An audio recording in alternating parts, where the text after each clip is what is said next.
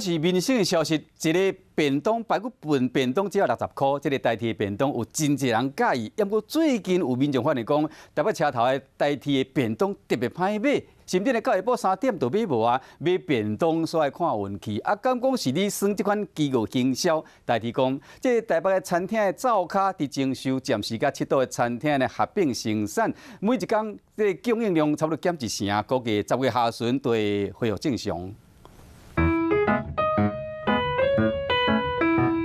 晚一点就没有了，6、10点没有了啊。所以你特地现在10点就来买？对啊，我都赶快。几点来就来不及？差不多11点来都没有了啦。他卖很少这样，最近都卖很少来了。好厉害，内行的哦。风雨搁较安怎大，较无10点就赶来排队，就是为着要食代替便当的迄块排骨。哎呀，有他买无啊？哦，那你买无？它有限量啊。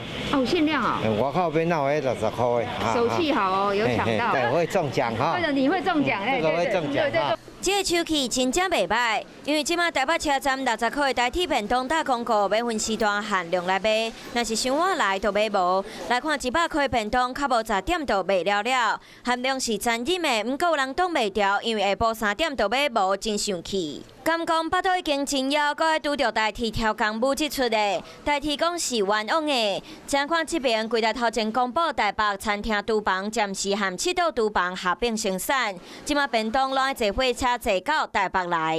那现阶段移到7堵的一个餐厅合并生产之后呢，因为列车运送的关系所以呢，偶尔会有造成呢，便当贩卖台有空档的情形。